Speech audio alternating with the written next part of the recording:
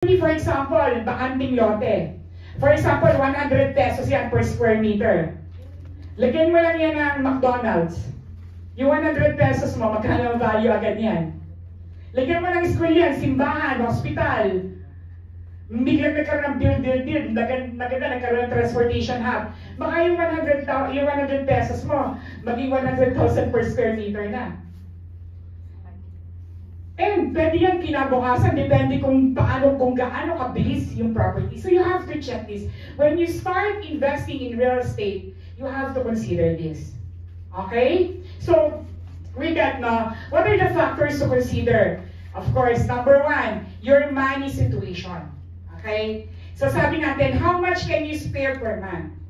Sabihin natin na, hindi ko kaya, I have parang mga responsibilities or other expenses pa. Sinasabi natin yun as long as hanggat kung doon nga may paggastos tayo what more kung may pang-save tayo o sinishare natin for your future para sa mga investment nyo in real estate. So, tingnan ninyo, bago tayo mag-invest, you have to check, how much can you spare per month? Meron na tayong 10,000 monthly lang Pag lumabas kayo, kaya nyo ba ang 10,000 monthly? Mahina? Kaya nyo ba? Tingnan nyo, kaya nyo nga So, walang lalabas dito na walang nag-i-invest. Diba? So, kailangan harangan, tutulog, ang pintuan. Ibig sabihin, pag tumulog, hindi nyo kaya ang 10,000. Ha? Siyempre, dito tayo, yabangan na lang natin, di ba? Pag dito na tayo, di magyabang na tayo. I'm serious. That's only may 10,000, like Zil. Ang ganda sa Cavite, guys. Sino na nakapagana naman sa Cavite? May isa tayong investments last time, Zil Residences. Are you aware yung sa Zil Residences? Yun ang next orchard. Singapore, di ba? Yun ang orchard of the Philippines. Wow! Pagtanong na kayo sa IPS ninyo, sa seller ninyo, sa inyong Zil na yan. Ang ganda. Alam mo, may airport dyan. At alam nyo, malapit sa, sa Tagaytay. Guys, believe me, nasa 10,000 lang yan.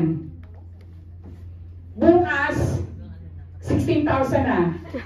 Ako paniningin lang 6,000. Gusto nyo 10,000? Lahat kayo nyo mag-Zil? Pumirma ngayon ng Zil? I-Zil na natin. Okay, so guys, I'm serious. Napakaganda, you have to check. Check the Zil Residences, that's only 10,000. Marami pa, hindi lang yan. Okay? Kung kaya nyo pa ang 14,000 na condominium, kaya nyo mga 14,000 monthly? Yung alam nyo ba, guys, I have a story, nasa si Jones. Nasa labas mo? Okay. Meron kami nag-invest sa Leaf Residences. Naka-promo 3.2 million, kinabukasan nag-5.2. Wow. Kung tandaan nyo yun, ang laki 2 million agad. Instant millionaire siya. Kasi yung unit niya naging 5.2 million agad. Kasi bumalik sa dating price. Nag-promo kasi siya ng 20% TLP discount. So, samantalahin nyo guys, yung Zil Residence na sinasabi ko sa inyo guys, parang last year, parang nag-16,000 yan Tumaas. Ngayon, samantalahin nyo yung promo. Okay, so you have to check. Okay? Second, are you in this for a quick returns? You have to check buy and sell or steady income rental. So, tingnan niyo before you invest. Saan ba kayo sa quick returns? Ano ibig sabihin ng quick returns? Sige, 3 years ko lang yan, mag-i-invest ako. After that, i-resell ko yan. Para I can buy a new condo property. Di ba? Yung iba kasi, in 3 years, sabihin natin, kumita ka na ng 1 million. That price increase na siya. O kaya tumaas na yung value ng property mo. Ibibenta mo. Or kaya ka nag-i-invest dito, you check, baka kailangan is talagang for rental businesses. Right? So, you have also to check the timeline and preferences. Will you go for a pre-selling property or are ready for occupancy? I-check niyo ano ba yung kaya nyo, di ba? Pwede naman ang gawin niyo is, sige, kasi ito lang yung kaya ko ng monthly, I'll go for the long down payment, yung long payment terms. Pwede kayo kumuha ng mga pre-selling. Kasi pag sinabing pre-selling, yan yung tinatayo pa, hindi pa for turnover. Pero kung nagmamadali ka at gusto mo na talagang kumita, may pambili ka naman, I suggest go for the ready for occupancy. Yes. Depende yan I mean, you have to check. Kung ano yung sinabi ng kausap mo o yung advice ka na, ano ka ba? Mag 5% ka na. Kaya mo ngayon ng 5%. Pero baka the following month, wala ka ng pambayad.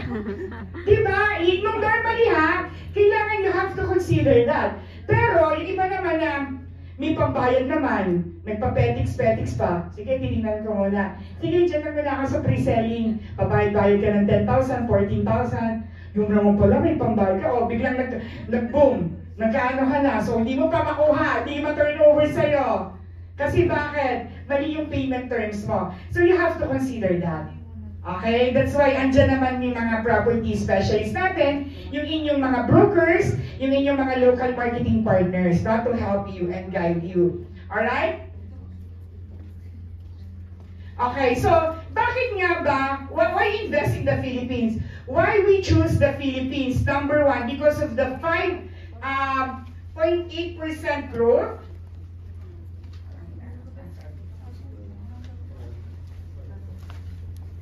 Ayaw ng aking mouse. Sorry. Ayaw siya. Hindi ko makita ang mouse ko. Okay, sige. Ito na lang, wag na lang. So, why invest in the Philippines? Number one, because last 2024, 5.8%, GDP growth. And this is one of the highest in Asia. Mind you guys, ibig sabihin, ganun kabilis. That was last year lang, 2024. And 2025, this year, 96.8% ang high employment rate. What does it mean? When we say high employment rate, ibig sabihin, ang daming pwedeng mag-rental business, ang daming pwedeng magkuha, may kapasidad to get the properties or to rent your condo unit. So, ibig sabihin, boom ang business ninyo. And this year, 2025, Philippines economy projected to grow 6 to 6.2%. My God, taas niyan. So, maganda ngayon sa economy ng Philippines. And, of course, alam nyo ba that this year, there is a 6.5 million housing backlog. Diba? Ganyan kakulang ngayon ang mga housing, ang mga kailangan dito sa atin sa Philippines.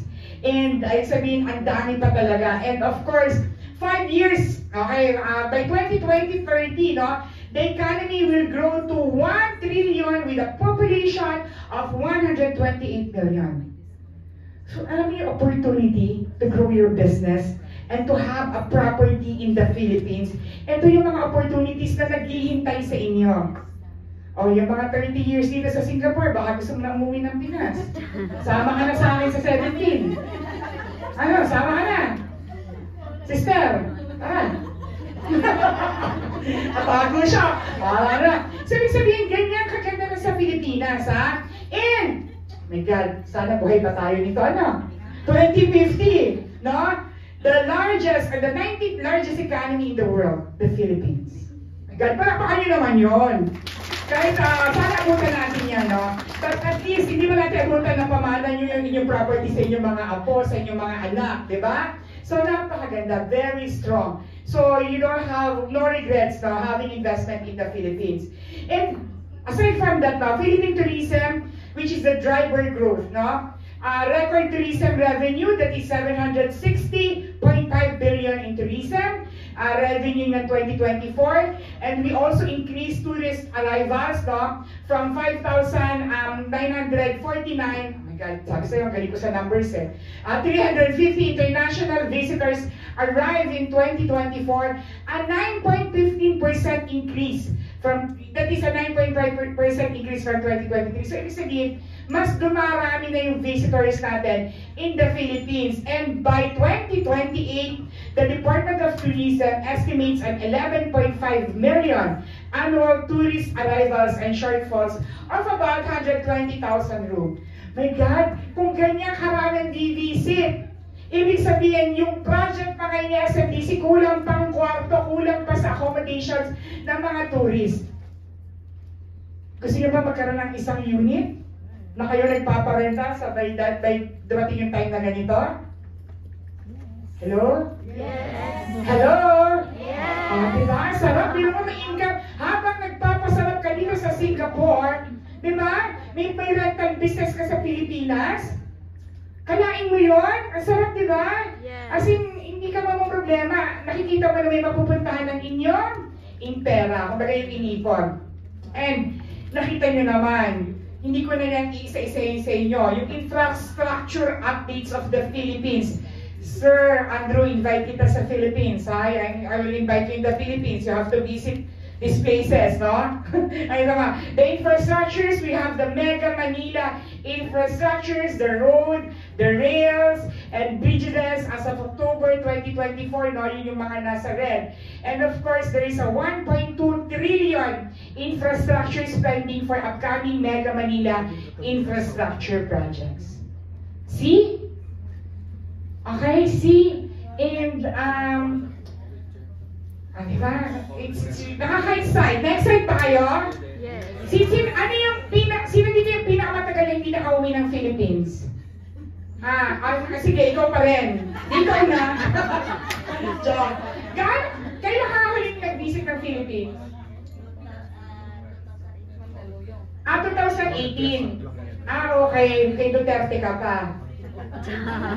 Yung last time, Duterte President, di ba? Tama na, baka mamali ako. So kasi ngayon, si Marcos na. Okay, so ibig sabihin, 2018. So 2025 na ngayon. So ibig sabihin, ilang years na? 7 years, di ba? So sa 7 years na yon, alam niyo bang may tulay na, may MRT na from Cavite to Manila? Nung bumalis ka, wala pa ha? Diba? Marunong umuwi na. Hindi ka pa. Kaya naman pala eh. Hindi ka pala marunong umuwi. Ayun, kailangan turuan natin. But, there are lots of development. From 2017 to diba? Ngayon sobrang dami ng marami na rin buildings, marami na rin condominiums, ang dami pa nating napakaganda ng Philippines ngayon. And, speaking of, kasi nakakatuwa, parang ka-in-announce na, alam nyo, napaka-isa pa ha, gusto ko lang i-promote, pero taga-South Luzon ako. Kaya I want to promote, sino taga-Central Luzon? Sino pa? Ikaw lang? Who else? From Pampanga. Congratulations! Kasi doon ang Disneyland. Diba? Sorry. Universal Studio. Okay, Universal Studio. At alam niyo ba, 30 minutes lang ang Symphony Homes. O itanong niyo kung ano yung Symphony Homes ha. Mag-invest kayo, 8,000 lang yan monthly. Kaya niyo 8,000 monthly, bayad lupa? Yes. Kaya niya? Ay, ba't dito lang? Dito ata hindi kaya.